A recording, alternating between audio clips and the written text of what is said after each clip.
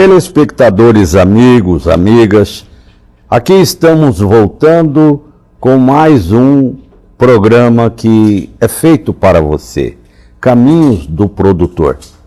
Eu quero aqui inicialmente, agradecendo pelo tempo da ausência, as preocupações de tantas pessoas que queriam saber o que estava acontecendo com este apresentador.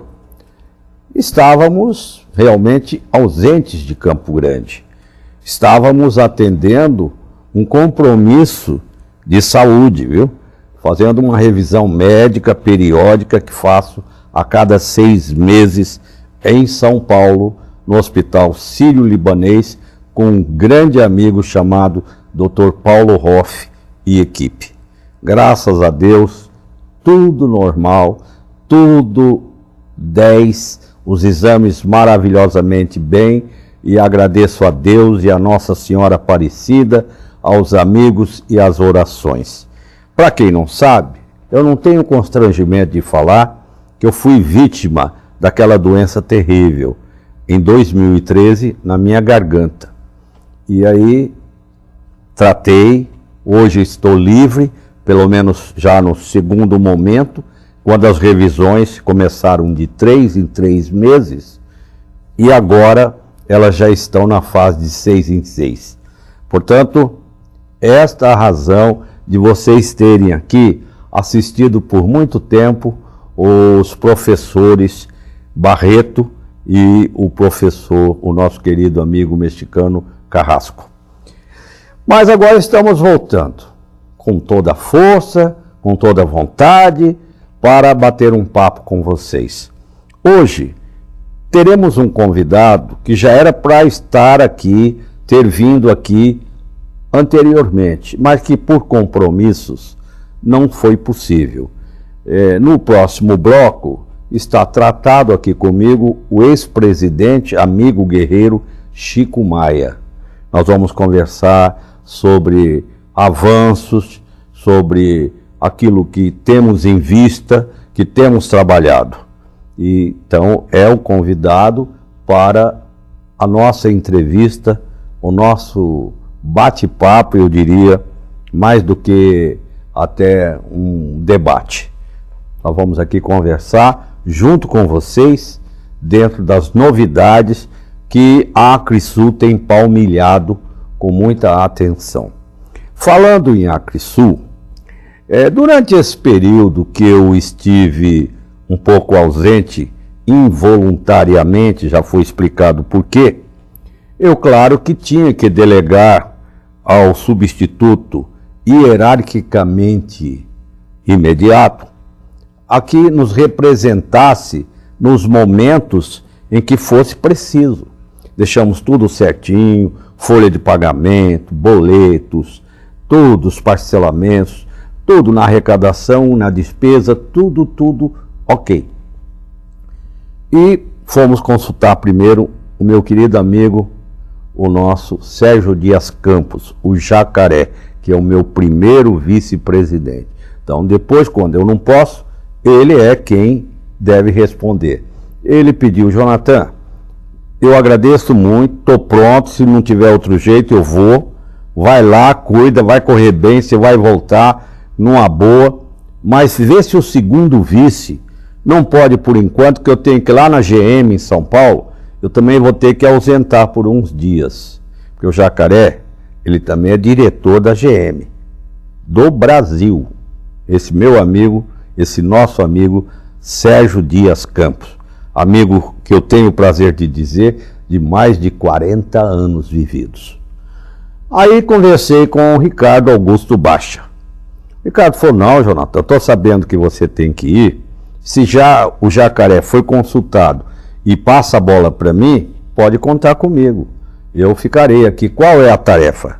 Ricardo, eu tenho isso, tem uma reunião lá na FamaSul, assim, que você deverá comparecer, é sobre a questão daquela demagogia idiota que, na razão da CPI do CIMI, apelaram muito em dizer que a carne do Mato Grosso do Sul é manchada de sangue de criança indígena ou de ancião indígena, e o grão de soja também, etc. Tanta bobeira, tanta maledicência, tanto abuso e absurdos. O Ricardo foi lá e nos representou como presidente da Acresul, tá? E assim deleguei tarefas por portarias. Uma coisa tem que ficar aqui bem esclarecido. Eu sou tão democrata que eu não só falo ao tratar pessoalmente, mas eu dou a ordem por escrito. Tudo até hoje que na minha gestão vem sendo feito está lá protocolado por portarias numeradas. Eu tenho diretor para cuidar da situação indígena na região da fronteira, eu tenho outro diretor na situação lá do Cone Sul, para tratar de invasão indígena, no Buriti, em todo lugar.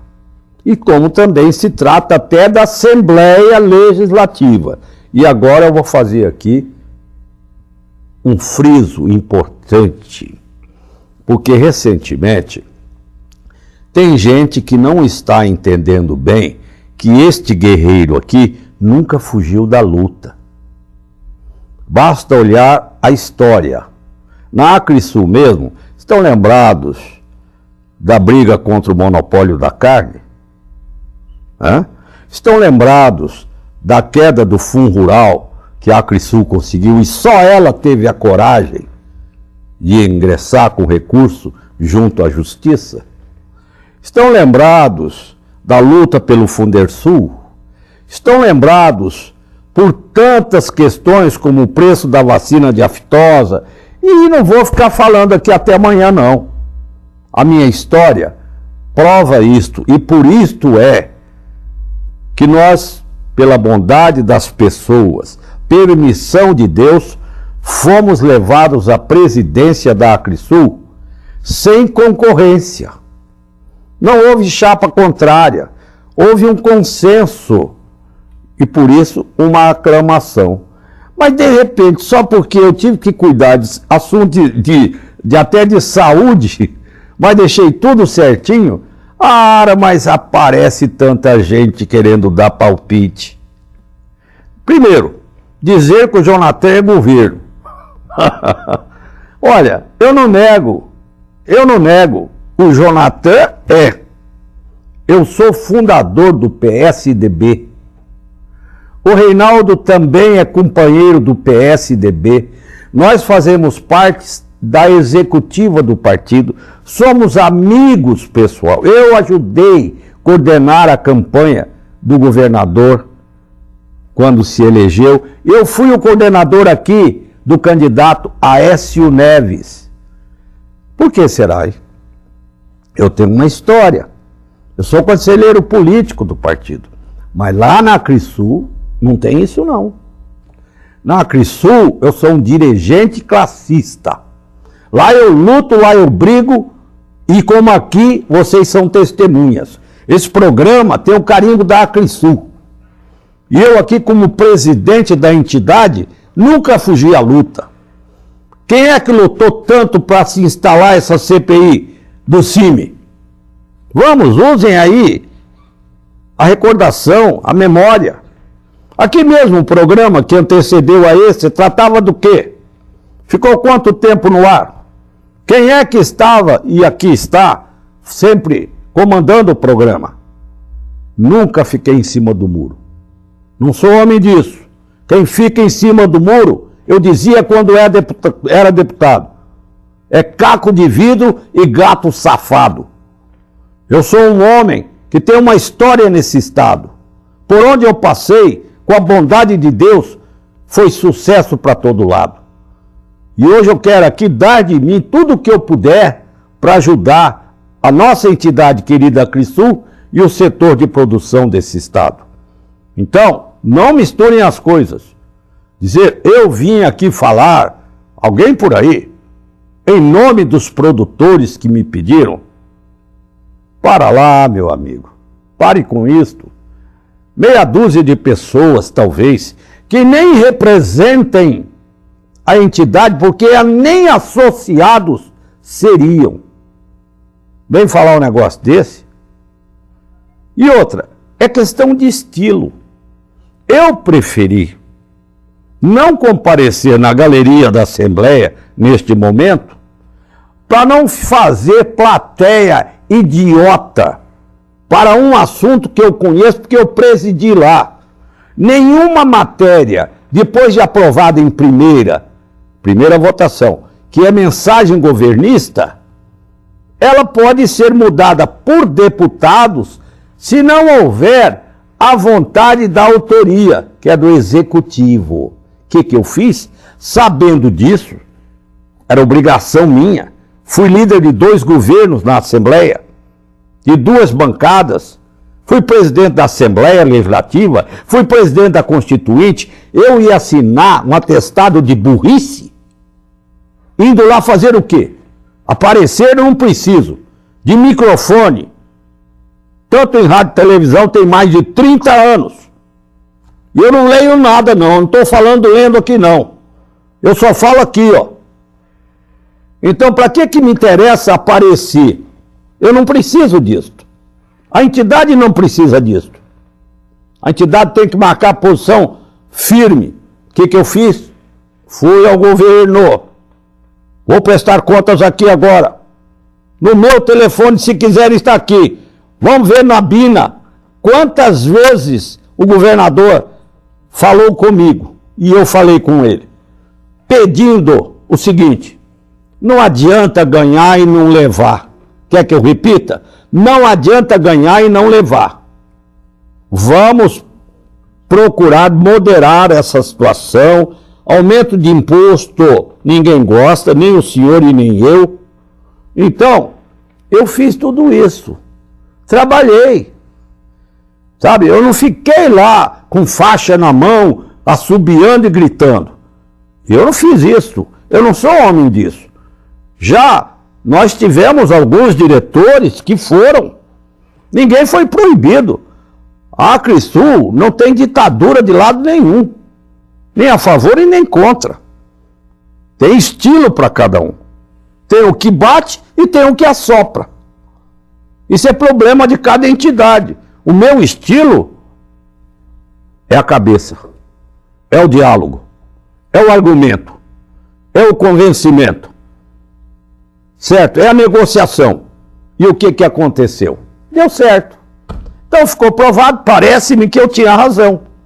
Que o governador, conscientemente, com muita clareza, ontem à noite conversamos, disse: Jonathan, eu vou retirar o projeto de lei e vou mandar um novo projeto, uma negociação assim, assim e assim. Eu não posso falar por uma questão ética, mas que vai ser bom para ambas as partes, inclusive para os deputados.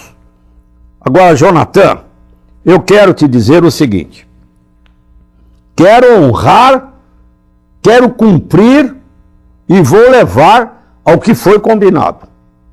Mas não era preciso chegar onde chegou, viu?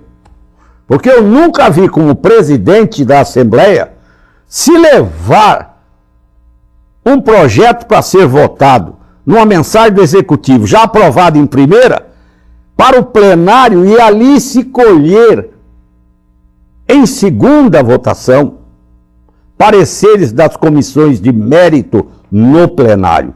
Isso não existe. Isso eu nunca fiz. Teria que ser lá fora. Teria que vir o projeto já votado nas comissões de mérito, que no caso é Finanças e Orçamento, Desenvolvimento Econômico, são 2 comissões. Eu achei muito estranho isto, viu? Pouca gente sabe. Não é todo mundo que presidiu. Mas tudo bem, já vi que ali tinha alguma truta. Quanto a mim, não engoli. Falei para o governador foi deputado estadual e sabe bem disso. Mas ele me disse com clareza, e eu vou aqui repetir, não é que ele recuou. Ele não é homem disto, mas ele é homem de bom senso e é um companheiro de verdade. Está prestigiando a todo o setor de produção. Nós sabemos, eu estou lá com a delegacia do Abigeato, nós estamos aí com o ICMS do diesel lá embaixo. Nós estamos com várias, agora vem aí o novo novilho precoce, que ele colocou a Crisul na comissão, que nunca tinha espaço. Vem aí reforma de pastagem, que ele colocou a Crisul na comissão, que nunca tinha espaço. Para comprar terras para acomodar os indígenas, a Crisul está na comissão. Então não é bom, então, nessa hora, ser governo? Se vai sair compra de fazenda, quem será que está fazendo essa mágica? Eu estou na comissão. A gente conversa direito. Então, por favor, eu tenho que terminar, senão me empolgo muito. Me empolgo muito. Olha, o governo teria os votos para passar o projeto de lei de forma original, como foi mandado. Sabiam disso? Teria. Ganharia. E mesmo assim, retirou para não ferir as pessoas mal informadas. Sou também produtor rural que tenho bens, viu? Eu não sou filho de chocadeira, não. Se você acha que só você paga o imposto, eu tenho algum patrimônio, viu? Honrado e trabalhado, como todo mundo tem. Por isso, não pensa que eu gosto de pagar imposto, que ninguém gosta. Eu gosto de ser correto. Eu gosto de ser direito. E outra, meu nome é Jonathan Pereira Barbosa e não Jonathan Traíra Barbosa. Obrigado.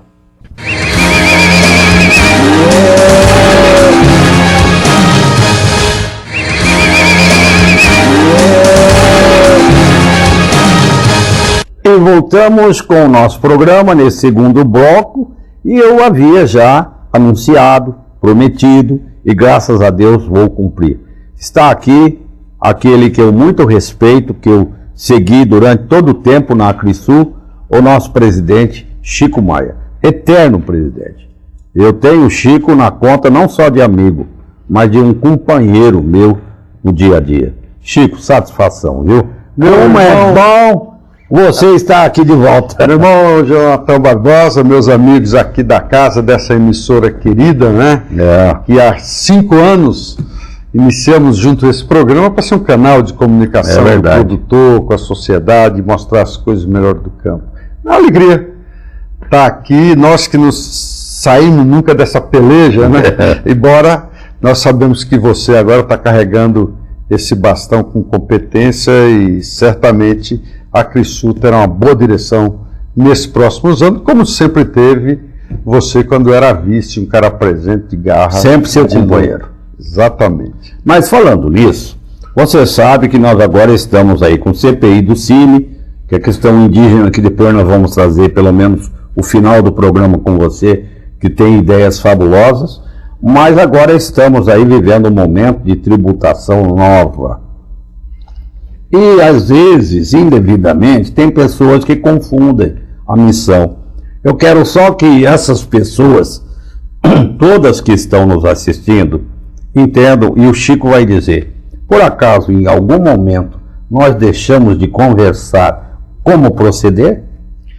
Jonathan, essa questão do TCD, que você falou, que há muito tempo nós estamos discutindo e formando estratégias nessa questão, a gente entende que é um ponto complicado, porque todos sabemos que o governador Reinaldo Azambuja recebeu o Estado com dificuldade financeira.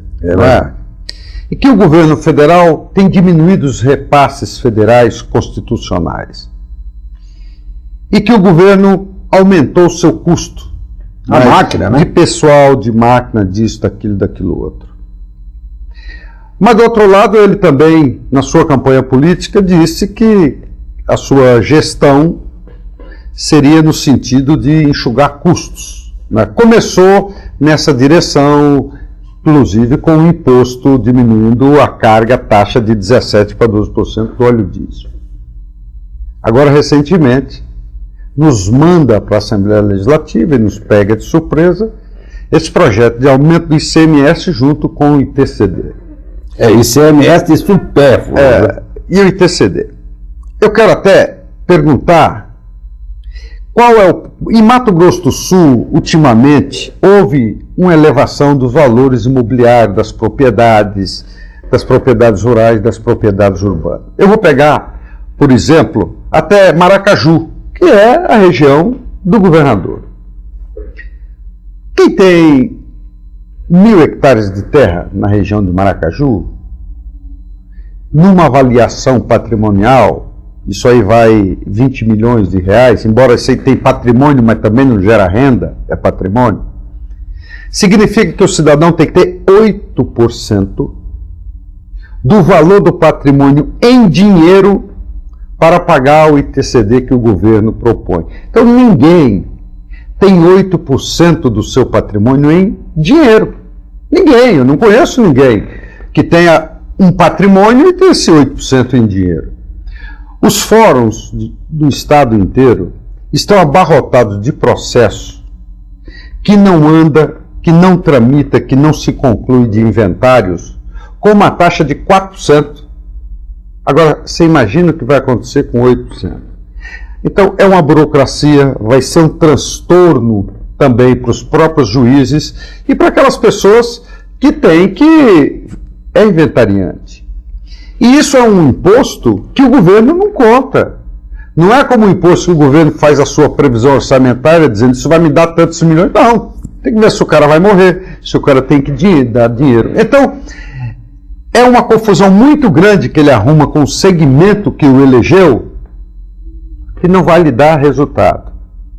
Com uma caneta ele pode fazer alguns cortes na máquina pública, mas para isso você sabe que antigamente o Washington Luiz dizia que governar era abrir estrada. Hoje não, hoje governar tem que ter um ato de coragem muito grande, tem que se indispor com muitas frentes, né, protecionistas, de um Estado que tem uma máquina que tem proteção, de um poder judiciário que é fechado em si, às vezes tem um custo elevado, de um poder legislativo a mesma coisa, e coisas que não é culpa do governador. Por exemplo, o orçamento da Assembleia Legislativa, o orçamento do Poder Judiciário, e o orçamento do Tribunal de Contas, ele é fixado em percentuais.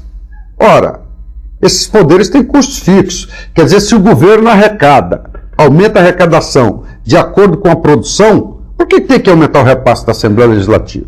Por que tem um repasse do Judiciário? Por que tem que aumentar o repasse do Tribunal de Contas? Então, essas questões, eu acredito, é que é o momento que o governador tem que olhar e se ater exclusivamente a elas. Discutir com os credores, porque a sociedade não aguenta mais, a sociedade não tem de onde tirar mais. Exauriu.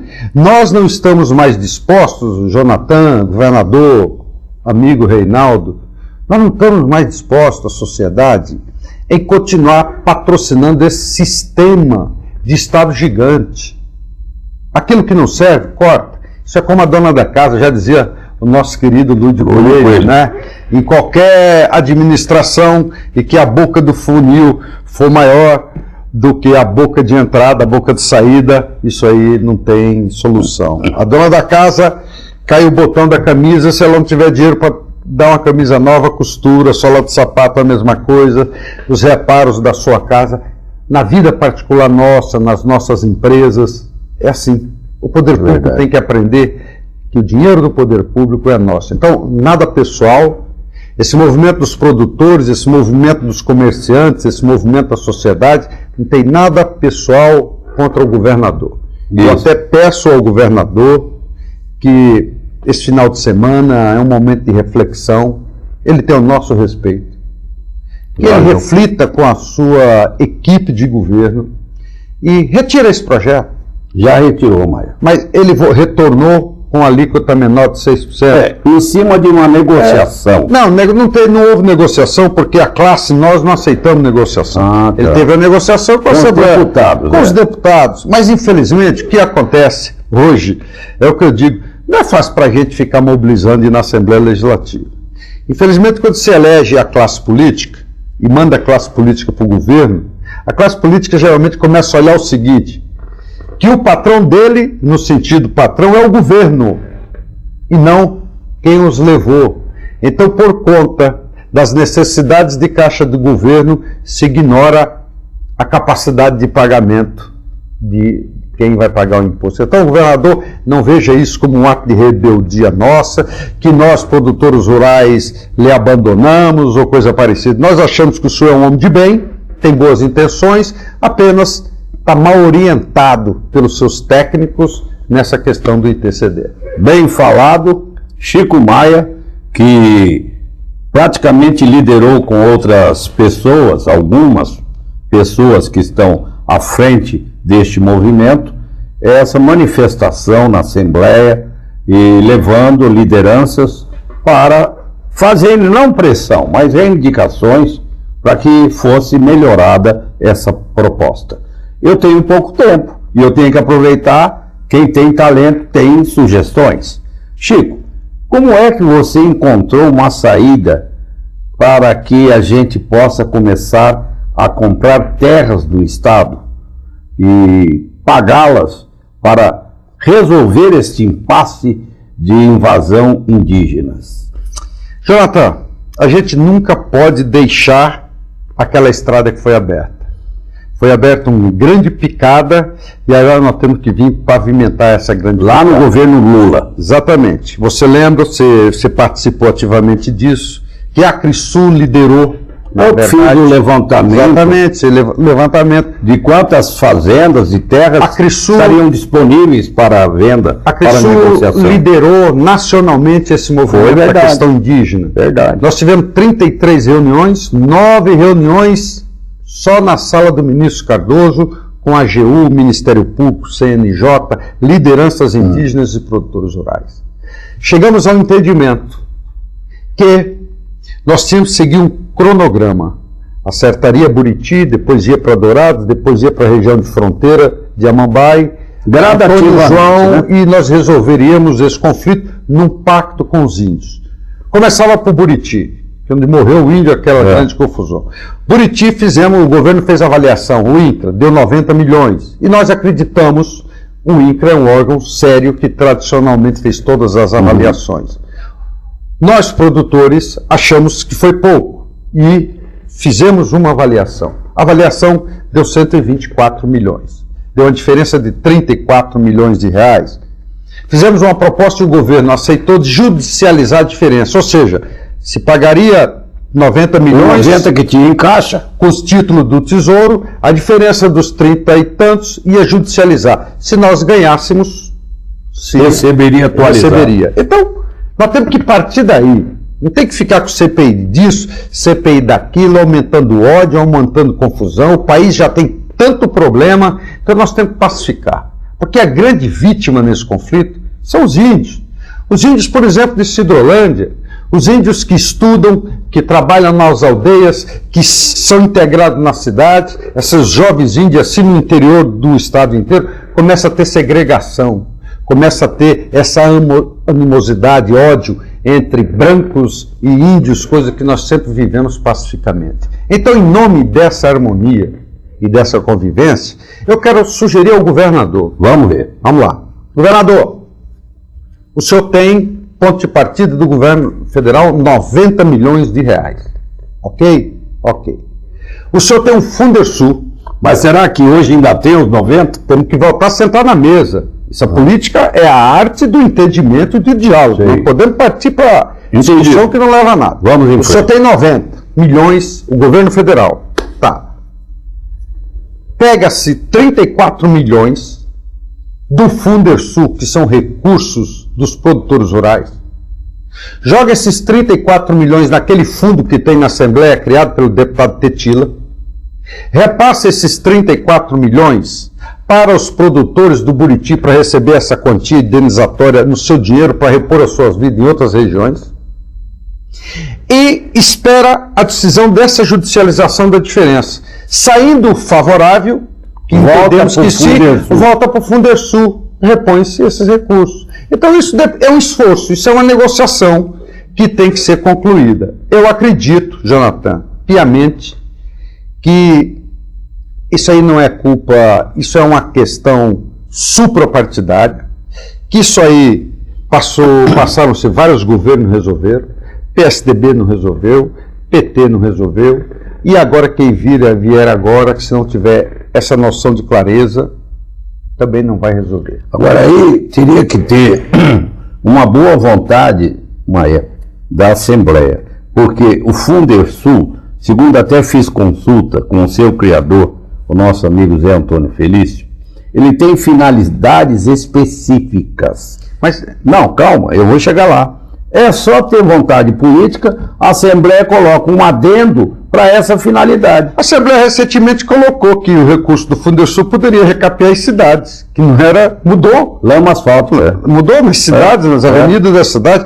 A Assembleia quer paz. Não, eu estou dizendo, isso é boa. Isso é muito pouco dinheiro para se promover a paz no Estado, para se promover a harmonia. 30 milhões de reais. Uma boa ideia. Não é nada. Então, boa ideia. Eu acredito, inclusive, é bom que vocês saibam, que graças às lutas da Acrisul, que teve aquele leilão da resistência, e tantos movimentos, foi dali que saiu. Dia 11 agora é audiência. Tá. Foi dali que saiu aquela PEC do Senado, que agora reconhece que a terra nua também tem que ser indenizada. Foi daquelas lutas da Acrisul e nossa, quer dizer, nacionalmente, na Comissão de Agricultura do Senado, que está saindo agora uma comissão que determina para mudar uma PEC que demarcação de terra indígena só Congresso Nacional. Então teve avanços. Agora, nós temos que caminhar pela paz. Eu, por exemplo, tenho a minha posição com relação a essa CPI de crimes de homicídios, genocídio. Nós sabemos que, todo mundo sabe, que 90%, 99% isso é morte comum, é morte de briga. E muitas vezes entre eles, não existe isso. Então, gente, tem muito sensacionalismo e muita coisa. Então nós temos que resolver. Para completar, conhecendo essa sua proposta, porque a gente conversa sempre, praticamente, gente, todos os dias nós conversamos, pelo menos por telefone. Chico continua na Acrisul. Eu estou presidente. Certo? Deu para entender? Muito bem. Então, eu fui ao governo encaminhar essa proposta. Falou, Jonathan, depende da finalidade. Aí foi quando eu fiz a consulta ao Felício. Ele falou, não, mas se tiver a Assembleia vontade política, é na hora. Ótimo, por isso que eu te respondi. Ele falou, mas nós já estamos encaminhando uma outra alternativa, e essa sua do Maia é muito boa. Eu falei, qual que é a outra? Ele falou, aquele do Paulo Corrêa, que ele sugeriu, em vez de repassar as parcelas da dívida para o governo federal, que hoje todo mundo fala 100 mil, não é, 86 milhões por mês. Então, acumula-se neste fundo Tetila esse valor e completa da mesma forma com o saldo que o governo federal... Isso foi proposta, me desculpa, foi proposta minha, o governador André Pitinello lá atrás. Pois é, mas escute bem, eu não sabia disso. O deputado Paulo Corrêa está dizendo que é dele. Ótimo, deputado, parabéns, mas isso foi sugestão nossa, que foi levada ao ministro. Só que você tem que entender o seguinte, o governo federal, Jonathan, não abre precedentes, porque todos os estados têm esse... Não está vendo o Rio Grande do Sul? Não se abre precedentes. O Rio Grande do Sul está com as contas bloqueadas. Pois o governo federal não abre precedente nesses encaminhamentos. Então nós temos que achar as nossas saídas. Eu quero parabenizar até a boa intenção do deputado, não queremos aqui... Mas não foi só ele, não. Isso aí foi uma sugestão que nós demos ao governador. Nasceu com você lá atrás. Lá atrás, naquelas grandes discussões. Mas não vai ao caso que é pai da criança. O importante é que se resolva, né? Nós queremos harmonia, e não é justo que o produtor não seja indenizado, e não é justo que o índio também fique jogado. Então vamos buscar o entendimento, vamos buscar a paz, porque essa questão indígena, isso é uma questão pré-histórica. O mundo está discutindo ir para Marte. Nos países desenvolvidos, nós estamos vendo quando nós chegamos a Marte. Já descobriu vida em Marte. Em Marte. Nós estamos aqui nessa discussão medieval. Ultrapassada. Medieval. Não tem nada disso. Então é isso aí, gente. Através de uma boa política, se resolve tudo. Eu lamento, porque vencido o tempo, chegada a hora, e nós temos que ir embora. Quando o entrevistado é bom, o tempo corre demais. Uma pena, Maia, mas você vai voltar em outras oportunidades neste programa que hoje eu estou fazendo e que você criou. Eu quero agradecer a todos, inclusive lembrar da Folha do Fazendeiro, que a cada dia cresce nesse estado e também no Mato Grosso, vizinho amigo. Quero dizer muito obrigado a todos e até uma próxima oportunidade.